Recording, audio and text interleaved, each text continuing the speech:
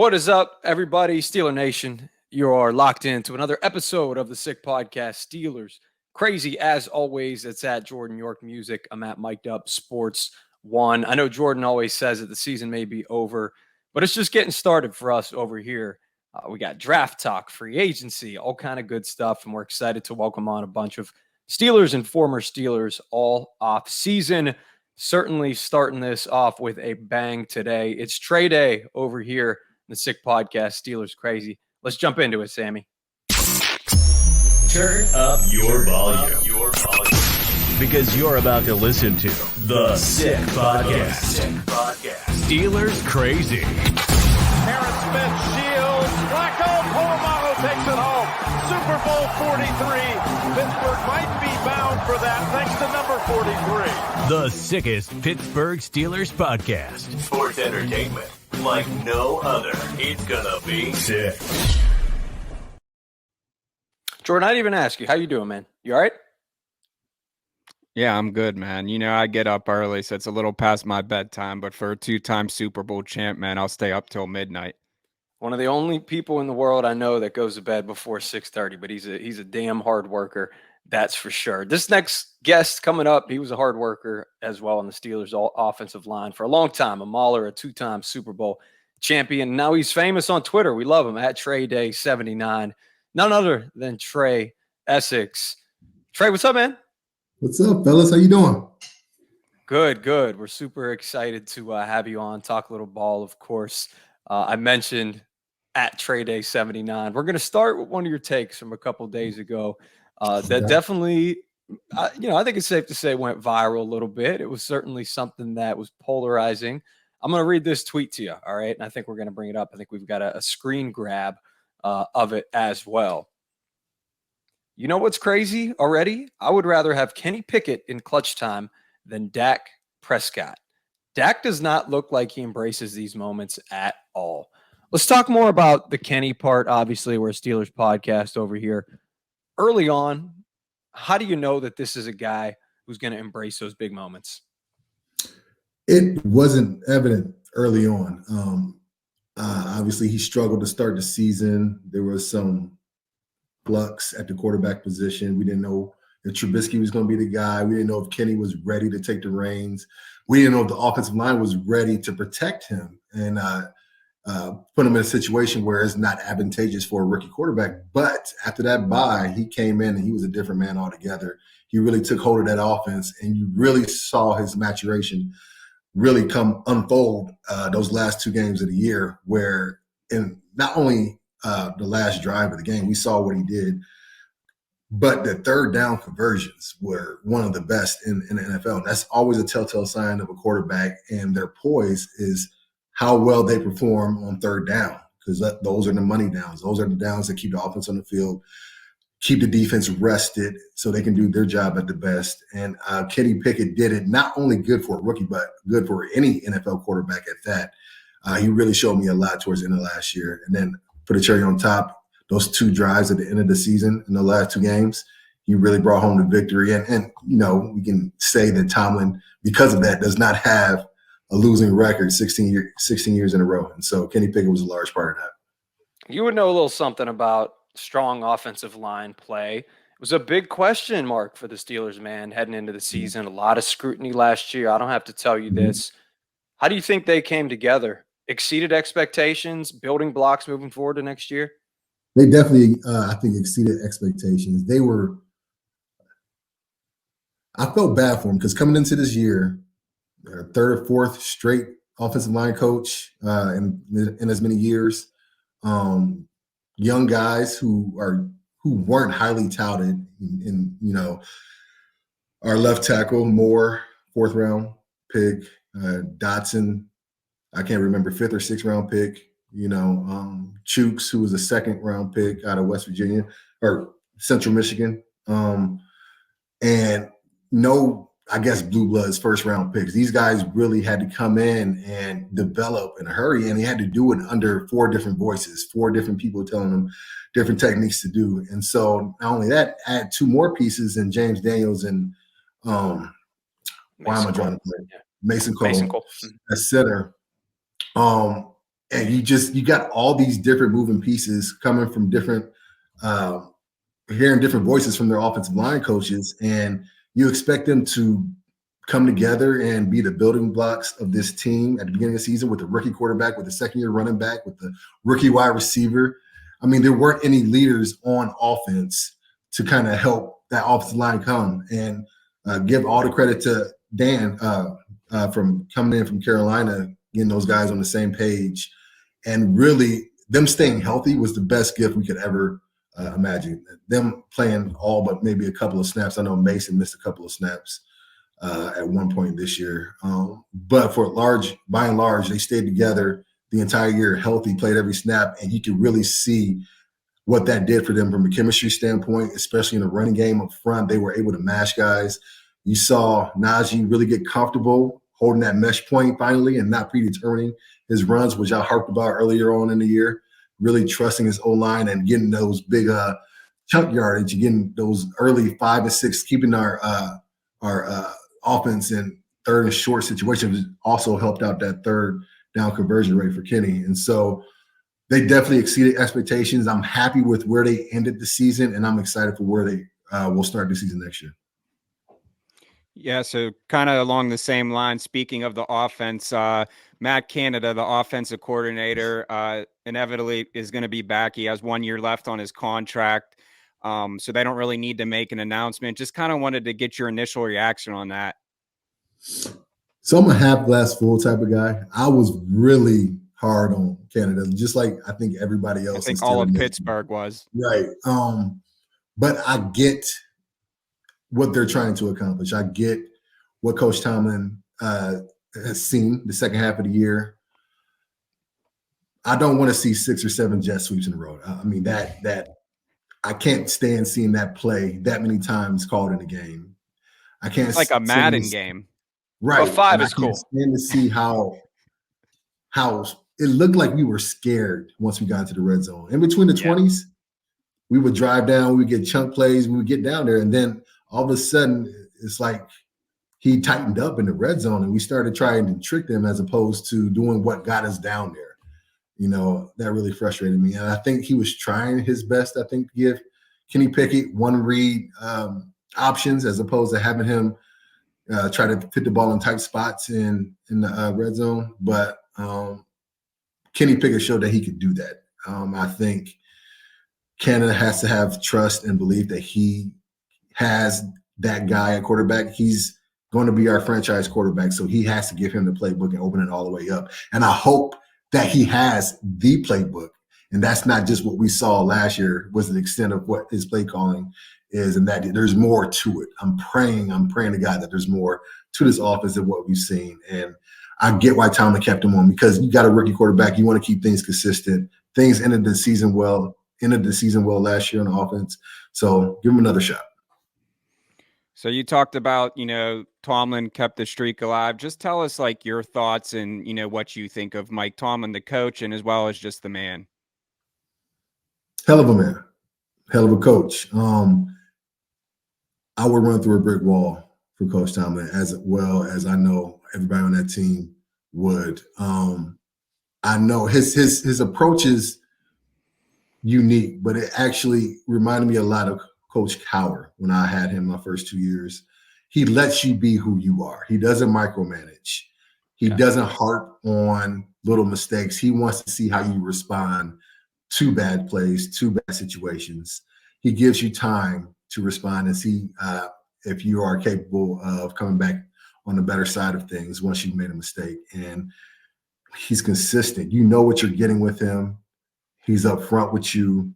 And I think that's what endears him the most to his team, his players, his coaches, is that you never have to imagine or think what he's thinking. He lets you know right away. There isn't a hidden agenda. There isn't some passive-aggressive attitude. He tells you exactly what he thinks of you, what he wants from you, what he sees in you potential-wise. And you got to love that about him.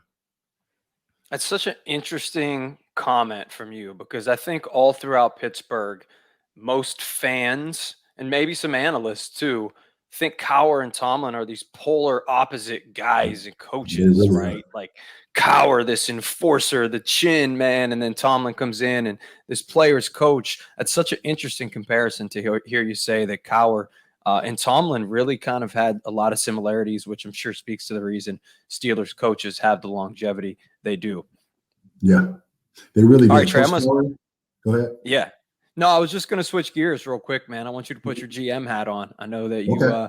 you're obviously somebody who pays close attention to the team. Time to get your Omar Khan on, your Kevin Colbert a little bit. A lot of unrestricted free agents, of course, on this team coming up. Some key cogs.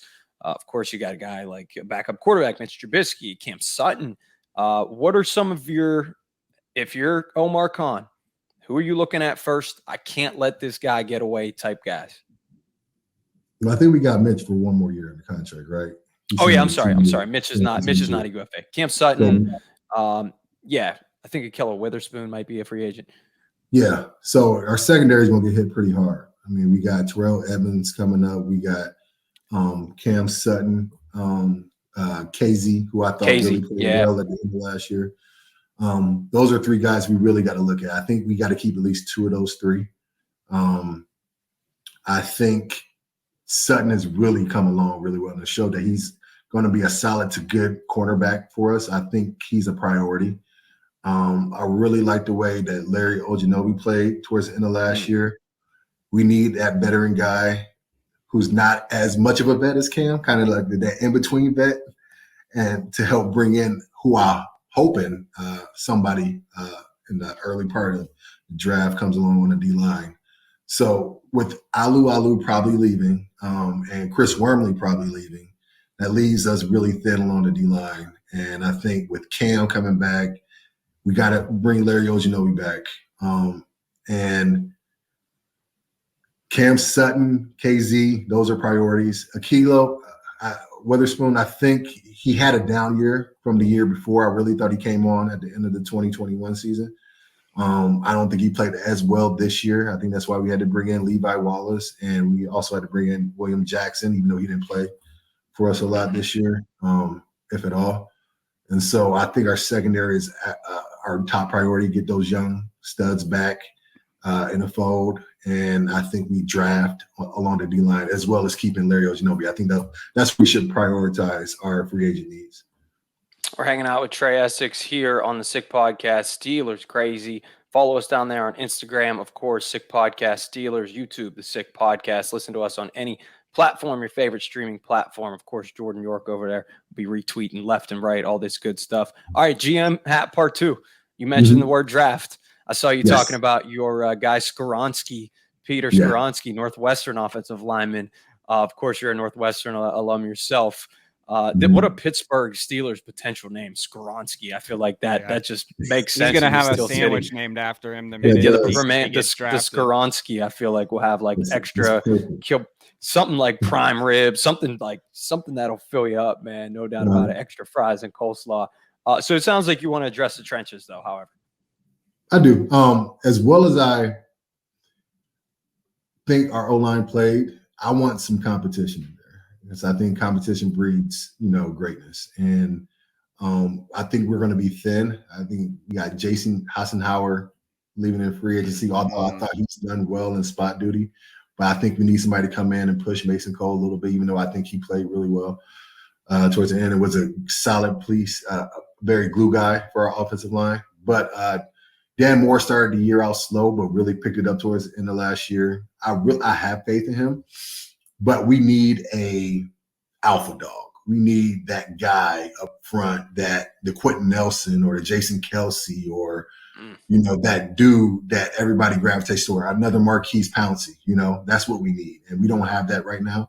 Nobody's kind of separated themselves to be that alpha dog on the O-line. So I think we need to draft somebody there to kind of solidify that O-line for Kenny. I wouldn't be opposed to taking another offensive weapon for him. I like the tight end from Notre Dame, Mayer. I think we could do some damage with him and Freiermuth in 2 tight end sets, and I think that's very advantageous for a young quarterback to have 2 weapons at the tight end position to go along with Pickens and Deontay on the outside. And so, interesting.